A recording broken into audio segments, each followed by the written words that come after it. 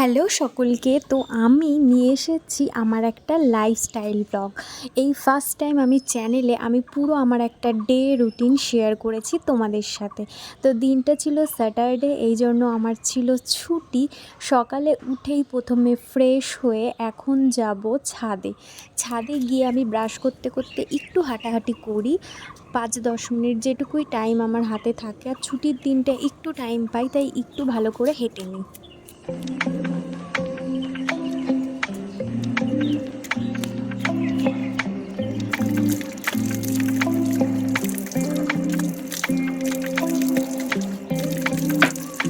Brush করে মুখ ধুয়ে তারপর গাছে দেখলাম যে দুটো ফুল হয়েছে, তো ভাবলাম ফুল নিয়ে নিই। অন্য দিন আরও বেশি ফুল হয়, জানো কে জানে আজ ভিডিও করব বলেই হয়তো কম ফুল হয়েছে। আর দেখো নিচে ছোট ছোট চারা গাছ।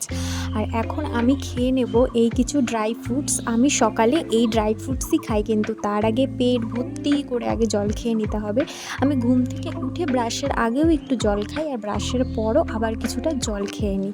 তারপর ড্রাই ফ্রুটসগুলো আমি একে একে খেয়ে নিলাম। আমি ফিগস, আমন্ড, কিশমিশ আর তার সাথে ওয়ালনাট খাই, যখন যেটা অ্যাভেলেবেল থাকে। তারপর খেয়ে নিলাম একটা কলা। ব্যাস, আমার ব্রেকফাস্ট কমপ্লিট। আমি কিন্তু রোজ ব্রেকফাস্ট এরকম ধরনেরই করি, আর ভাত কিন্তু আমি একবারই খাই। তারপর রেডি হয়ে এখন বেরোবো বাজারে। ছুটির দিন, ছুটির দিনেও রেহাই নেই, বাজারে তো যেতেই হবে, কারণ ওই দিনগুলোই আমি একটু পুরোপুরি সপ্তাহের বাজারটা মোটামুটি করে রাখি। তো টাকা ভালো করে গুছিয়ে নিই। আর বাজারে আমি ফোন নিয়ে যাই না, কারণ এত বাজার করতে হয় তো কোথায় কখন পড়ে যাবে, ভেঙে যাবে, আমার বাপু খুব ভয় লাগে, সেই কারণের জন্য ফোন আমি রেখেই যাই। বাজার নিয়ে চলে এসেছি, তাল এনেছি আজকে একটা। তারপর ভালো করে ঘরটা পরিষ্কার করে নিলাম। অনেক ঝুল পড়েছিল দেখছি, কে জানে এত ঝুল ধুলোবালি ঘরে কোথা থেকে আসে আমি বুঝি না। আর তারপর হুট করে মনে পড়লো, ও আজ তো সন্ধ্যাবেলায় একটু মটর খাবো ভেবেছিলাম, মানে ঘুগনি, মটরের ঘুগনি। তো ঝটপট করে আমি মটরগুলো একটুখানি ভিজিয়ে দিলাম। মটরের ঘুগনি অনেক দিন খাই না, তো আমি ভেবেই রেখেছিলাম আমি মটরের ঘুগনি খাবো। ও বাবা, হুট করে দেখি বৃষ্টি নেমে গেল। এই বৃষ্টির মানে কোনো তাল ঠিক নেই, হুট করে নামছে আবার কমে যাচ্ছে।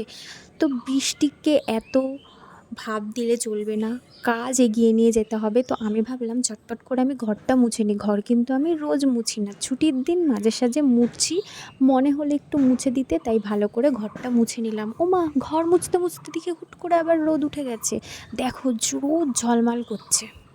তারপর আমি স্নান করে ভালো করে আমার স্কিন কেয়ার করে নিচ্ছি। স্কিন কেয়ারের মধ্যে কিছুই না, প্রথমে গোলাপ জলটা ভালো করে স্প্রে করে নিলাম, তারপর একটা ময়েশ্চারাইজার অ্যাপ্লাই করে নিলাম, আর তারপর দেবো সানস্ক্রিন। আমার কাছে না দুটো সানস্ক্রিন রয়েছে, দেখাচ্ছি চলো তোমাদের। এই দেখো, এটা হলো বাড়ি থাকলে, আর এটা বাইরে বেরোলে। একটা আমি বাড়ি থাকলে অ্যাপ্লাই করি, আর একটা বাইরে বেরোলে। আর এখন আমি বাড়িই থাকবো, তাই এটা অ্যাপ্লাই করে নিচ্ছি। তো ভালো করে স্কিনে সানস্ক্রিন অ্যাপ্লাই করে এখন চলে যাব পুজো দিতে পুজোর ঘরে।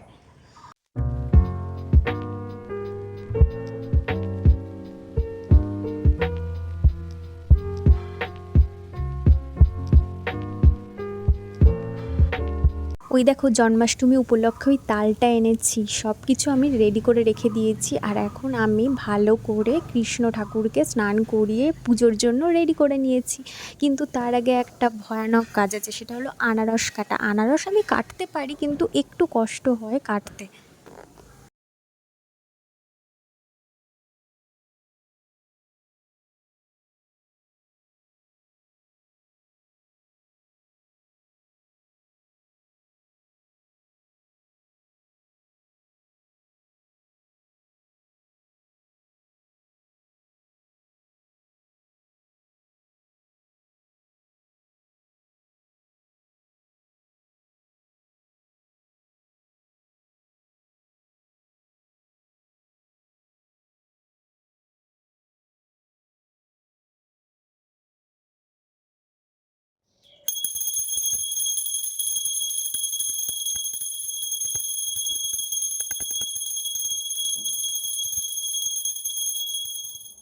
রোজের পুজোটা বাড়িতে আমিই দিই। স্কুল থাকলে একটু তাড়াতাড়ি দেওয়া হয়ে যায়, কিন্তু স্কুল না থাকলে আমার ভারী লেট হয়ে যায় পুজো দিতে।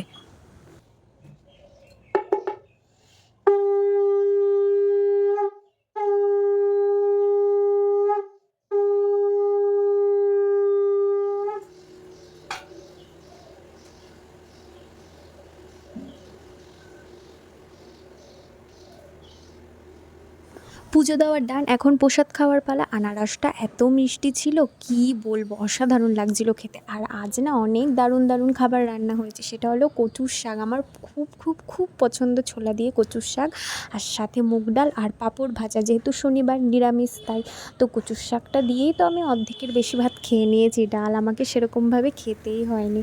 কচুর শাকটা না খেতে আমার অসাধারণ লাগে। আর তারপরে দেখি ফ্রিজে আগের দিনের পুজো দেওয়া প্রসাদ পড়ে রয়েছে, তো বললাম বুনুকে খেয়ে নিতে। আমি মিষ্টি খুব কমই খাই জানো, যেহেতু মিষ্টি খেলেই আমার মুখে খুব পিম্পল হয়, তো এর জন্য কম খাই। তারপর চুলে একটু সিরাম দিয়ে নিলাম। আমি স্ট্রিক্সের সিরামটা ব্যবহার করি, তো দেখো কত সুন্দর স্ট্রিক্সের সিরামটা কাজ করে। এক সাইডে আমি সিরামটা দিয়েছি, দেখো কত ডিফারেন্স লাগছে দুই সাইডে। তো দুই সাইডেই আমি সিরামটা ভালো করে অ্যাপ্লাই করে নিলাম। ও বাবা, হুট করে দেখি আবার বৃষ্টি নেমেছে।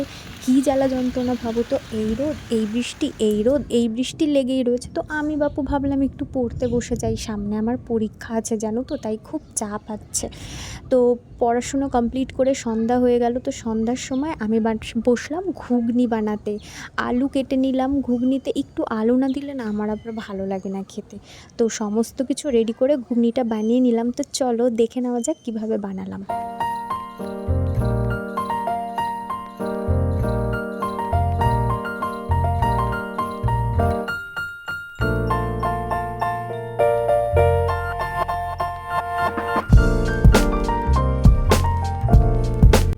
সবার প্রথমে সাদা তেলে তেজপাতা, একটু জিরা, শুকনো লঙ্কা আর সাথে একটু চিনি ফোড়ন দিয়ে ভালো করে নাড়িয়ে নিলাম। নাড়াচাড়া করে নিয়ে তাতে আলুগুলো দিয়ে দিলাম। আলুগুলো দিয়ে একটু নাড়িয়ে চাড়িয়ে নিয়েছি।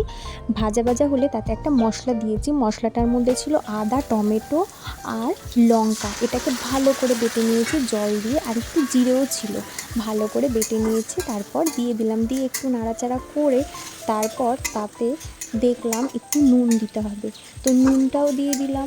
নুন 2 চামচ 3 চামচ মতো ফার্স্টে দিয়েছি, পরে লেগেছিলো তখন আবার দিয়ে নিয়েছি। কষানো হয়ে যাওয়ার পর মটরগুলো দিয়ে ভালো করে নাড়াচাড়া করে তারপরে জল দিয়ে ঢাকা দিয়ে দিয়েছিলাম। ভিডিও করতে পারিনি কারণ তখন আমার ফোনে একটা ফোন এসে গেছিলো, কী করব বলো।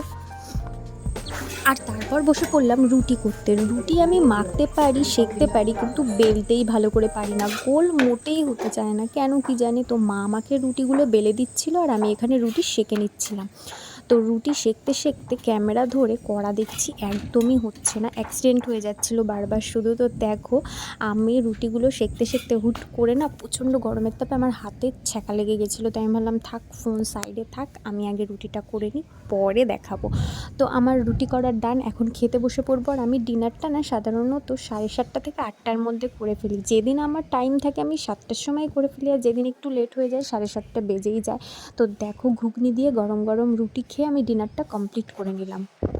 আর তারপর ঘুমানোর আগে মুখে একটা ফেস প্যাক দিয়েছিলাম, কিছুই না, মুলতানি মাটি আর গোলাপ জল, এটাই আমার রোজকার ফেস ওয়াশ, সেটাকে একটু দিয়ে রেখে দিয়েছিলাম। আর তারপর রাতে ঘুমানোর আগে বাঙালির সেই প্রিয় গরম গরম বোরোলিন দিয়ে ঘুমিয়ে পড়েছি। ব্যাস এটুকুই ছিল আজকের ভিডিও।